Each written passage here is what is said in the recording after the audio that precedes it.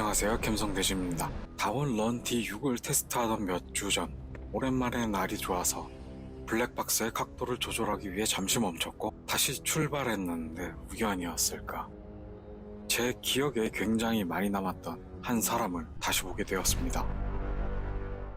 그는 여전히 전혀 다른 목적의 라이딩을 하고 있었습니다.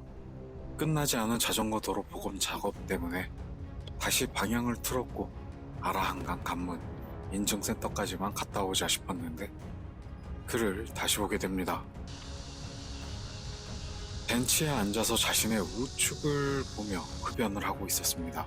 그림자 때문에 영상에는 확실하게 나오지 않지만 그 옆 벤치에는 방금 보셨던 그 여성분이 식사를 하고 있었습니다. 다른 목적으로 생각하는 게 오해일 수도 있겠지만 저의 경험은 아니라고 이야기를 하고 싶네요. 몇 개월 전 한 번 봤었을 뿐인데 너무도 저의 기억에 선명히 남았던 그날의 기억, 지금에서야 꺼내보려 합니다. 2022년 4월 26일 아라뱃길 공사가 끝났다는 소식을 뒤늦게 접하고 미세먼지가 많았지만 와이프와 함께 라이딩을 하러 갔습니다. 잠시 쉬면서 블랙박스 배터리를 교체하기 위해 멈췄는데 왠지 모르게 낯익은 한 사람을 보게 됩니다. 분명 그는 인천에서 서울 방향으로 오고 있었습니다. 그런데 갑자기 유턴을 합니다. 그러고는 천천히 페달을 굴리는데 산책을 하고 있던 한 여성분의 뒤를 따라가기 시작합니다.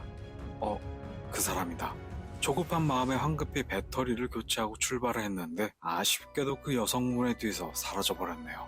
아무튼 다시 라이딩을 시작했고 바로 앞에 화장실에 그의 자전거가 세워져 있었습니다. 손을 씻고 있는 모습을 보았지만 저는 목적지가 있기 때문에 그냥 지나쳐갔습니다. 오해였을까 싶었을 때 화장실에서 정말 짧은 거리인 이 공원에 그가 멈추는 순간까지도 무엇인가 찾는 듯 주변을 살피면서 자전거를 세우는 모습을 보았습니다. 제가 여기서 처음 느꼈던 것, 굉장히 이질적이었습니다. 왠지 모르게 먹잇감을 찾는 듯 주변을 물색하면서 라이딩을 하는 듯 했죠. 제가 이렇게 생각하는 건 아마도 커뮤니티에서 한 여성분이 올렸던 글 때문일 수도 있겠다 싶었는데 그 생각이 꼬이지는 순간이 있었습니다. 저의 반환점, 아라뱃길 서해 쉼터, 그곳에 도착해서 쉬고 있는데 잠시 후 그도 도착을 해서는 남자 화장실 앞에서 자전거를 세우고는 그냥 멀뚱히 아무것도 하지 않은 채 서 있었습니다. 그런데 여자 화장실에서 한 여성분이 걸어 나오는데 그제서야 그가 왜 거기서 서 있었는지 이유를 알 수 있었습니다. 여성분이 한 걸음 한 걸음 움직일 때마다 그의 고개의 각도는 약간 45도 아래를 향해 있었고 그리고 그의 시선은 그 여성분의 걸음걸이를 쫓고 있었습니다. 그걸 어떻게 하냐고요? 그도 저와 똑같이 헬멧을 쓰고 있었기 때문에 그의 시선이 옮겨질 때마다 헬멧은 더 확실하게 시선의 동선을 알려주기 때문이죠. 그의 시선의 끝은 과연 어디를 향해 있었을까요? 그렇게 10여 분 화장실 앞에 서 있던 그는 그 자리를 벗어났고 저 또한 쉴 만큼 쉬었으니 복귀를 위한 라이딩을 시작했습니다. 한참 동안 그를 다시 볼 수는 없었는데 놀랍게도 흡연을 하며 쉬고 있는 그를 다시 보게 되었습니다. 그런데 역시나 그의 주변엔 한 여성 라이더분이 쉬고 있었죠.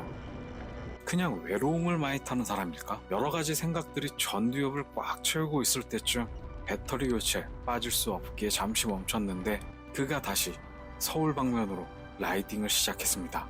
멀어져가는 그의 모습을 보면서 정말 다시 볼 수 없겠구나 싶었는데 또 소름이 돋을 수밖에 없었죠. 다시 돌아오고 있는 그의 앞엔 한 여성분이 선두에 있었고 뒤에는 자녀로 보이는 분이 라이딩을 하고 있었죠. 확신했습니다.